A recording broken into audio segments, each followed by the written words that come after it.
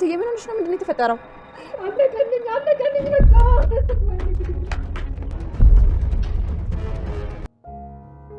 ይሄ ነገር ለምንድን ነው አሁንም አልዋጥልሻለኝ? ሁሉም ነገር እቅድ ሆኖ ነው የሚታየኝ።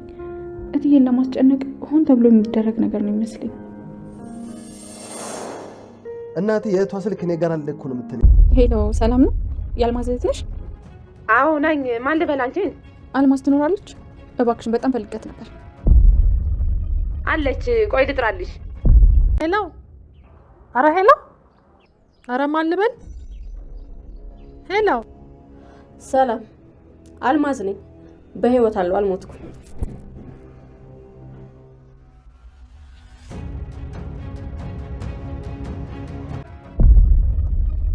ዳግም ነው ቀርበሽ ነው ያደረገልሽ?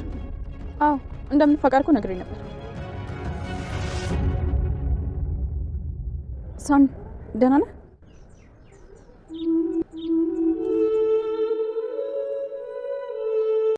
ወይዘሮ ሰላም ደካማና አውሬው ገንዘብን እንጂ ሰው የማይፈልገው ወንድሟ በኃይሉ በትልቁ በቀይ ጽፎ የአልማዝ ገዳይ አንቺ ነሽ የሚል ነገር አይታ እጅግ በጣም ማመን አቅቷት አሁንም እንደተለመደው ጭንቅላቷን ይዛ ለማዕበል ምንም ያልቀራት ግራ ስትገባ ብሌን ወይዘሮ ገነት ሰጥታት ነበርና የአልማዝ ልጅ እህቷን ቁጥር ብሌን እንግዲህ ወደ እህቷ ቤት በመደወል እህቷም አልማዝ ልታገናኛት መሆኑን እጅግ በጣም የሚያስደስትና ሰላም ነፃነቷን የምታወጅበት ጊዜ ደረሰ። ወይዘሮ ሀረግም እንዴት ወይዘሮ ሰላም ሲያወት ናት መስል የእውነት ነፍሰ ገዳይ ናት እንዴ በማለት ራሷን ስትናገረውና ልጇንም ስትጠይቃት ልጇም አሁናቴ ነፍሰ ገዳይ ናት ማለት እንደዛ ታዲያ እኔ ከነፍሰ ገዳይ ከወንጀለኛ ጋር ነው እንዴ ተቀመጥኩት? በይሁን ለፖሊስ ደውዬ ለህግ ማሳወቅ አለብኝ እና ተረጋጊ። እንደዛ ብሎ ነገር የለም። አንቺ ስሌት ነው ወንጀለኛ ጋር እስካሁን ሊኖርሽ የግድ ወንጀል ተደብቆ መቀር የሌለበትም። አሁኑን አሳውቃለሁ። በጨራሽ ተረጋጊ ልንገርሽ። ታሪኩን ለእኔ ብላ እኮ ነው ሴትዮዋ እኔን አንገቴን አንቃት ትገለኝ ስትሞክር ልጅ ልቀቂ ብላ ገፈተረቻት። በዛ የተፈጠረ አጋጣሚ ነገር ግን አለመሞቷን ቃል ታውቃለች።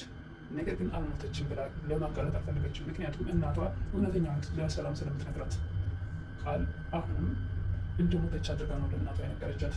ነገር ግን ደስ የሚለው ነገር የወይዘሮ አልማዝ የእህት ቁጥር ገነት ጋር መኖሩ እጅግ በጣም ደስ ይላል። ምክንያቱም ገነት ናት አልማዝን ወደዛ ቤት ያመጣቻት። የብሌን እናት ተገኘች የሚል ደስ ስላላት ወላጅነቷ ተገኘች። ትክክለኛ ወላጅነቷ እኔ አሳዳጊ አይደለሁ የወለደቻት እናቷን ታገኝ ብላ አልነበረም ያመጣቻት። ስለዚህ ያ ቁጥር መኖሩ እጅግ በጣም ደስ ይላል።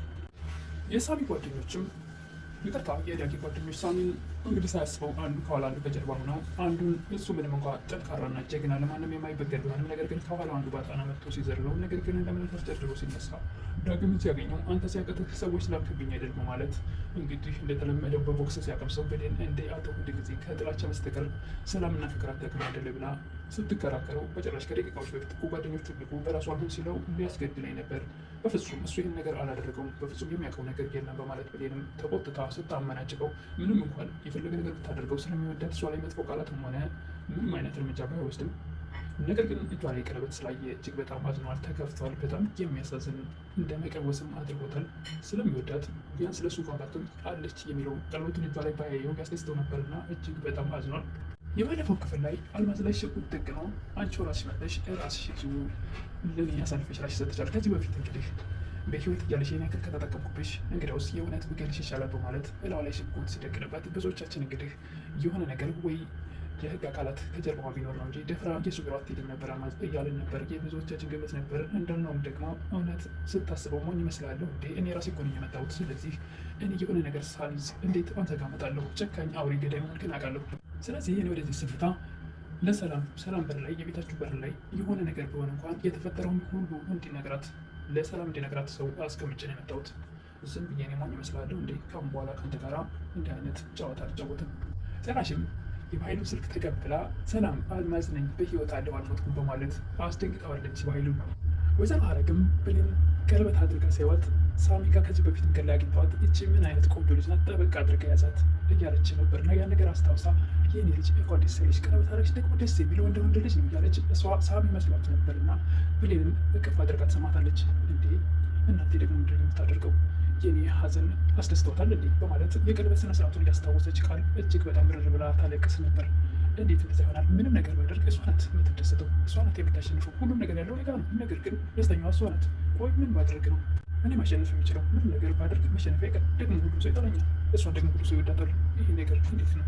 አልማዝን ስልኩን የኃይሉን ይዛ በኃይሉ አጠገቤ ቁሟል። ሽጉጥም ደቀንብኛል። እስካሁን ሁሉ ነገር ሲያቀናብረው የነበረው እራሱ ነው። ሆን ብሎ አስገድዶኝ ነው በማለት በኃይሉ ስልክ እያወራች ትገኛለች። አልማዝም በኃይሉን በቆሙ እንዲሸና ካደረገችው በኋላ ምንም እንኳ ወንድ ልጅ ቆሞ ቢሸና ነገር ግን ካስበጨጨችው ካስነገረችው በኋላ እጅግ በጣም ከደነገጠ በኋላ ከዚህ በላይ ከቀለድኩ እንግዲህ ደም ግፊት ጨምሮ ፓራላይዝ ትሆናለህ። ስለዚህ ከአሁን በኋላ እንደዚህ አይነት ነገር ማድረግን አቁም። ይህን ነገር ካላቆም ወደፊት የማደርገውን እያሳየው ነው በማለት በኃይሉ ወደ አሁኑ ከእንቅልፉ እንደባነነ ባለው እሺ በቃ ስንት ልጨምርልሽ? 100 ሺህ ወላ 200 ሺህ ማለት ይቀጥላል ወይም 300 ሺህ እንዴ? በኃይሉ እያልኩ ያለው ነገር አልገባህም እንዴ? ከአሁን በኋላ በብር ልትገዛኝ እንዳትሞክር። አንዴ ስለተስማማኝ 1 ወር ብቻ ሰጥቻለሁ። ከዚህ በኋላ ግን በጭራሽ ነፃነቴን አውጄ በሰላም መኖር እፈልጋለሁ።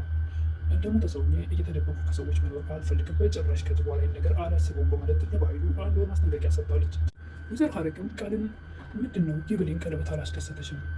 ዳግም ማለት የኔና የኔ ብቻ ነው። በጣም ወደዋለሁ። እንዴት እንደሆንኩ ደግሞ አይተሽኛል እናቴ። ስለዚህ በጭራሽ ደግሞ እኮ እንዴት እንዴት በደረጃ ራሱ አይመጣጠኑም። ይበቃሻል የኔ ልጅ። ስለምን ደረጃ ነው የምታወሪው? አንዲት እኮ ባሏ ጥሏት የሄደ የድሃ ልጅ ነሽ እንጂ በውሸት ያመጣሽው ሀብት ያንቺ መስሎሽ ነው እንደዚህ የምታወሪው? ይሄን ነገር ሁለተኛ እንዳትደግም። ጭራሽ ደግሞ ቀለድ እያልሽ የሰውን ደረጃ ትወጫለሽ እንዴ?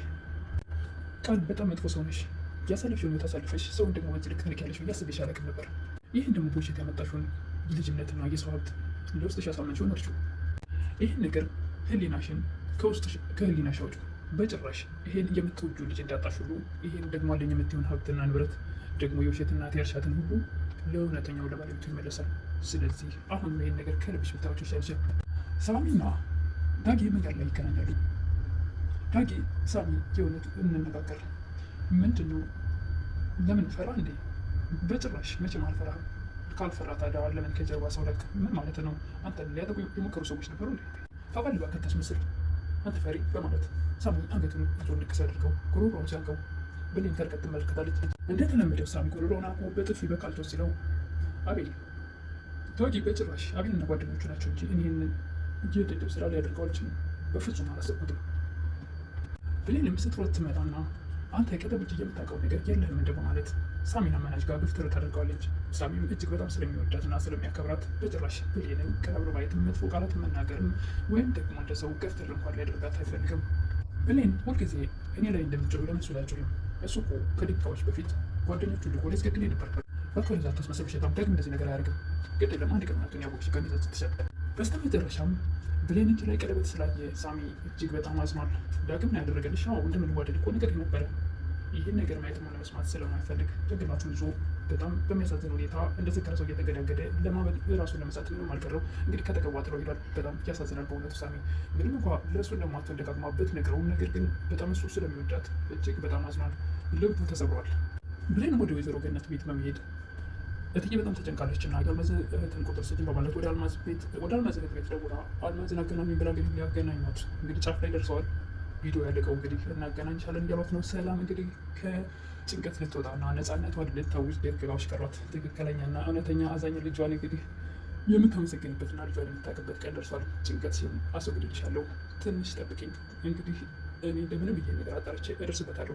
በፍጹም ይሄ ነገር አንቺን ለማጥመድ ሆን ብሎ የተደረገ ነው ብላ በተደጋጋሚ ያለፈው ክፍል ላይ ነግራታለች። በአሁኑም እንደዛው ሰላም አሁን ላይ ጭንቀት ላይ ብትሆንም ነገር ግን አሁን ሄርሜላ ብሌን ወይም ደግሞ ወይዘሮ ገነት ያኔ ብሌንን የእውነተኛ እናቷ ተገኝታለች ሲላት ሳሚ ስልክ ቁጥሯን ተቀብላት ነበርና የእህቴ ቁጥር ብላ ስለሰጠቻት የቁጥር መኖሩ ጥሩ ነው እና እንግዲህ በቀጣይ ክፍል እንግዲህ አልማዝን ወደ ቤት ይዛት ትመጣለች። ብሌን ሰላምን ከጭንቀት ተገላግላታለች ብዬ ተስፋ አደርጋለሁ። ለዛሬ ግን ይህን ይመስል ነበረ። አደራ ክፍል 65